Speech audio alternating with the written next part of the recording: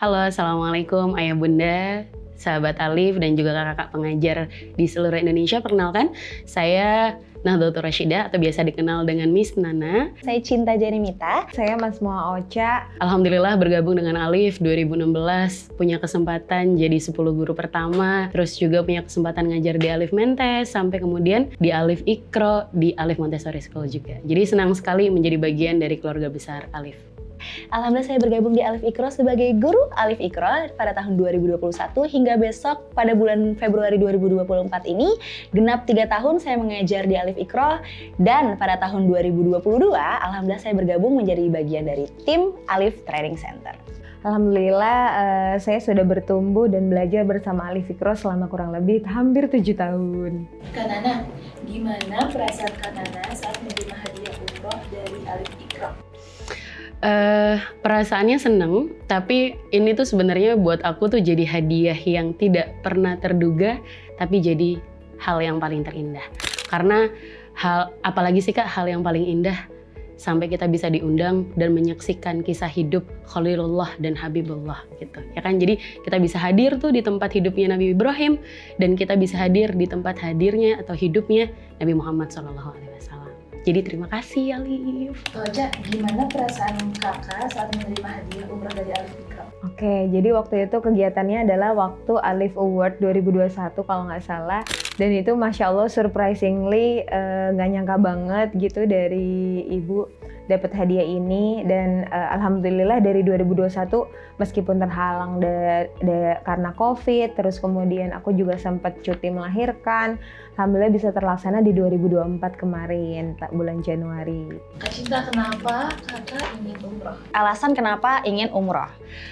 Oke, sebenarnya agak tiba-tiba ya, agak mendadak karena sebelumnya itu sempat diajak juga sama Mami pada tahun awal 2023. Itu diajak sama Mami untuk umroh pada bulan November 2023. Cuma namanya mungkin belum terketuk gitu ya hatinya untuk oke, mau umroh gitu. Jadi saat itu alasannya kayak iya nanti dulu kayak gitu lah, karena kayak masih maunya itu jalan-jalan traveling, gimana sih anak muda kan pengennya ke luar kota atau ke luar negeri yang lain.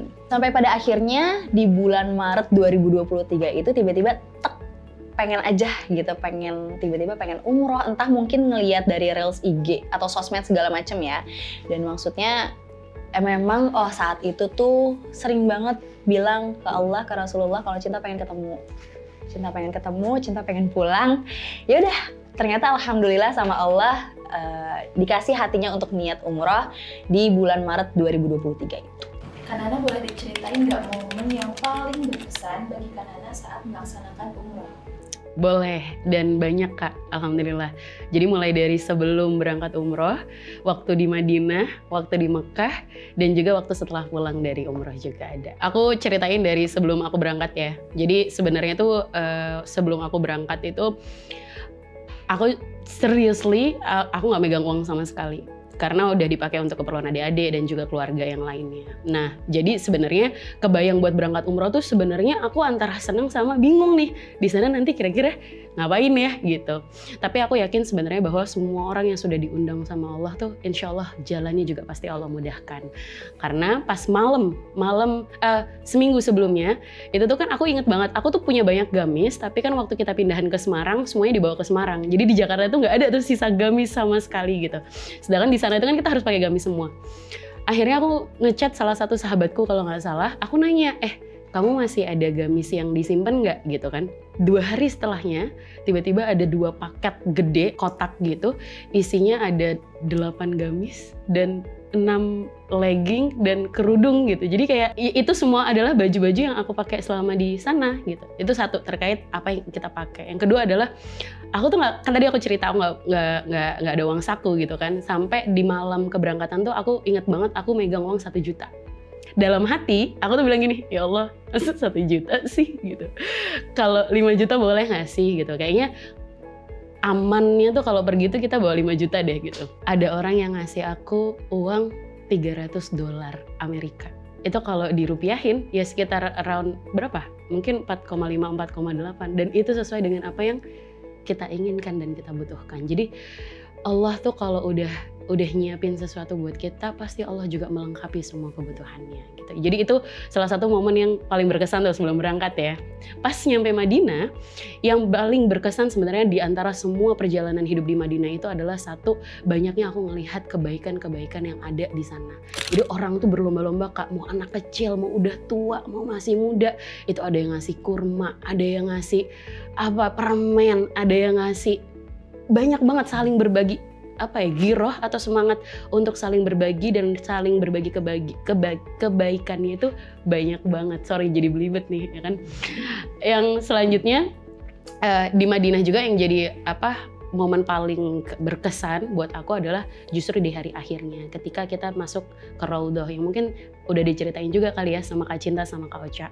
Itu jadi momen yang luar biasa. Itu pertama kalinya hatiku bergetar setelah sekian lama. Karena Allah tuh mungkin tahu kali ya, kalau misalkan kita gampang dapetinnya, itu kita gampang lupa lah. Tapi untuk masuk ke Raudhah tuh luar biasa Kak, perjuangannya kita masuk. Sehingga pas masuk itu, tangan saya betul-betul gemeter. Saya yang tadinya nggak pengen nangis, tiba-tiba jadi nangis aja. Sampai, apalagi ketika, saya tuh paling bergetar tuh ketika lagi dicek, di-scan tasrihnya. Terus kemudian penjaganya itu bilang, ahlan wa sahlan di taman-taman surga. Jadi ahlan wa sahlan, selamat datang di Raudhah, di taman-taman surga. Nah pas saat itu mendengar terus jalan kaki masuk, itu luar biasa perasaan. The feeling I cannot even describe lah buat teman-teman. Insya Allah semoga teman-teman semuanya dapat kesempatan ke sana. Yang kedua, ketika lagi di Mekah itu lebih banyak lagi. Aku tuh kayaknya paling banyak meneteskan air mata ketika lagi di Mekah. Nggak tahu kenapa. Luar biasa, tiba-tiba banyak hal yang bikin sedih aja, ngelihat ada bapak-bapak nangis, ngelihat ada anak-anak nangis, ngelihat ada pasangan berduaan juga aku nangis gitu. Jadi kayak nangis aja mulu gitu. Tapi momen paling berkesannya pas di Mekah tuh tentu pas tawaf pertama kali. Kita tuh sholat sendiri biasa, tapi tuh ngelihat semua orang di tempat itu tuh melakukan pengharapan luar biasa ke Allah tuh. Semua ada yang nangis, ada yang teriak, ada yang sholawatan, dan itu kan mereka chant, mereka mereka keluarkan suaranya gitu. Jadi melihat semua orang yang tadinya aku tuh kayak masih stun, kayak oh gini ya Mekah, atau ini ya Ka'bah, sampai akhirnya tuh hatinya tuh terketuk banget gara-gara ngeliat semua orang itu tuh kayak nangis, teriak, doa, semua, even nggak mandang dari negara manapun dan juga bahasa apapun gitu. Terus berkesan juga di Mekah itu adalah waktu momen di Jabal Rahmah. Jadi mungkin teman-teman udah tahu kalau Jabal Rahmah itu tempat pertemuannya Nabi Adam dan Siti Hawa ketika akhirnya diampuni oleh Allah setelah setelah melakukan hal yang Allah tidak ridhoi gitu kan. Nah waktu di situ aku tuh pakai gamis hitam, kerudung hitam. Terus aku minjem kacamata salah satu temen Alif, namanya Kak Cinta, dipinjemin lah kacamata. Pas lagi habis pakai kacamata itu jalan, tiba-tiba ada orang, dia bilang orang Uzbekistan gitu. Tiba-tiba dia langsung ngelihat aku ngobrol, senyum, habis itu dia ngeluarin handphone. Dari mana?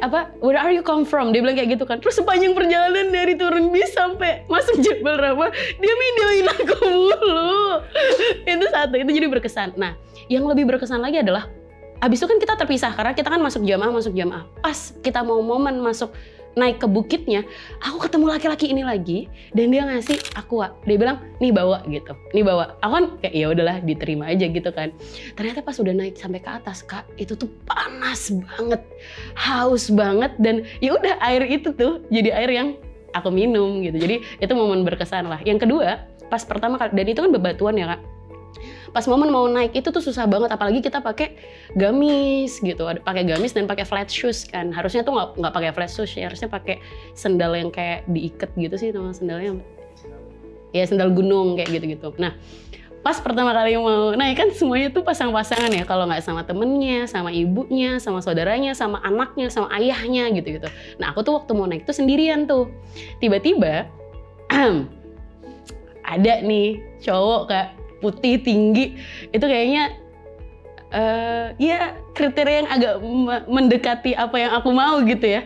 Itu tuh tiba-tiba dia lagi dia salurin tangannya, dia juga nggak ngomong pakai bahasa Inggris gitu, dia nggak ngomong pakai bahasa Inggris, dia nyalurin tangannya, aku langsung pegang tangannya dia, aku naik ke batu pertama sampai akhirnya aku naik ke batu yang kedua, dia juga masih megangin aku. Terus kayak ya itu berkesan juga ya kan. Terus iya, enggak. Kebetulan enggak sempat ngobrol, jadi enggak minta WhatsApp-nya. Terus habis itu yang berkesan juga adalah pas lagi momen di atas Jabal Rahmahnya sendiri, di batunya itu ya. Sebenarnya itu berkesannya adalah karena ada banyak pasangan yang aku lihat itu kayak sweet aja gitu. Mereka pelukan di depan situ, doa bareng. Terus nih ya, fun fact, di situ tuh banyak banget batu-batu dan semua nama-nama orang Indonesia ada di situ. Ketahuan banget nih orang Indonesia suka banget nulis nama-nama. Jadi kayak ada namanya siapa ya? Nanti deh, ini juga ada fotonya, aku foto, nih fotonya nih. Jadi Supriyanto Love Hasana yang kayak gitu-gitu. Dan itu tuh nama-nama orang Indonesia banyak banget. Kebetulan karena aku belum tahu maunya sama siapa, jadi aku nggak nulis nama tuh di situ gitu. Cuman minta doa lah, minta doanya pas di atas tuh doa Robbi la tadharni fardan wa anta khairul warithin. Ya Allah, jangan engkau biarkan aku sendirian dan berikanlah aku keturunan gitu. Nah pas lagi turun, diajarin sama Ustadz Yusuf untuk doanya Nabi Adam. Sebenarnya kalau misalkan lagi di sini, banyak-banyak doanya Nabi Adam, yaitu doa minta ampunan. Ya Allah, aku tuh banyak dosa, aku banyak khilaf. Kalau nggak engkau ngampunin aku nih, siapa lagi gitu. Jadi itu momen berkesan yang kedua di Jabal Rahmah. Yang ketiga di Mekah, berkesannya itu adalah waktu lagi perjalanan aja, karena aku ngerasa kayak Allah baik sekali sama aku. Karena pas lagi di rest area, tiba-tiba lagi ngeliatin orang jualan gitu kan, terus ngajak ngobrol, tiba-tiba ada jamaah yang nawarin untuk beliin makanan. Pas lagi duduk juga ada penjual yang tiba-tiba ngasih hadiah kentang untuk dimakan. Pas lagi pulang, pas lagi ke pohon kurma, ada salah satu jamaah juga yang beliin coklat.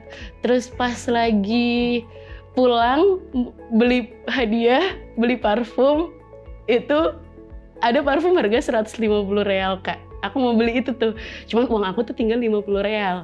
Sampai akhirnya, no, aku cuman punya ini 50 real. Aku bilang ke penjualnya kan, terus habis itu kata dia, ya udah kalau kamu mau bawa pulang ini, bantuin jualan. Ngomong pakai bahasa Arab kan. Akhirnya aku bantuin jualan. Ayo jamaah-jamaah Indonesia beli parfum di sini gitu. Sampai akhirnya dari 150 real itu dia bilang dia langsung kantongin tuh parfum, halas hadiah, ini hadiah, bawa pulang aja buat kamu gitu. Jadi maksudnya berkesannya adalah banyak banget Allah kasih banyak kebaikan gitu. Jadi alhamdulillah gitu. Terus yang setelah itu yang berkesan juga adalah karena proses bisa dekat sekali dengan Ka'bah, ke Multazam, kemudian sholat di area Hijri Ismail dan segala macamnya. Itu juga momen yang luar biasa buat saya. Cuman ya semuanya menyenangkan perjalanan kemarin itu. Ketika pulang, jadi berkesan juga adalah karena alhamdulillahnya bertemu dengan banyak jamaah Kak. Kita tuh satu rombongan 84 kalau saya nggak salah dari Istiqlal Travel itu. Dan semuanya punya kisah inspiratif luar biasa. Ada salah satu jamaah Kak, kalau Kakak tahu, dia itu jualan sayur. Jadi dia jualan sayur, dia nabung untuk bawa istrinya berangkat bareng umroh barengan. Jadi dia nabung setiap hari dari jualan sayur itu. Dan banyak lagi, ada yang cerita jamaah di umrohin sepupunya, di umrohin anaknya. Ada salah satu nih jamaah yang sekamar sama aku, itu udah tua banget, anaknya 15. Kamu bisa bayangin gak sih Kak, ada ibu-ibu punya anak 15 zaman sekarang gitu. Dia diumrohin sama anaknya yang ke-6 kalau nggak salah, yang sekarang jadi anggota TNI gitu. Jadi kayak luar biasa banyak banget. Jadi pas setelah pulang tuh jadi banyak banget cerita dari para jamaahnya juga. Ada salah satu juga yang aku lihat nih, cewek. Ya kita kan kalau umroh tuh kan sebagaimana perempuan gitu kan. Dia tuh tiba-tiba kayaknya lagi di Masjid Kuba atau apa.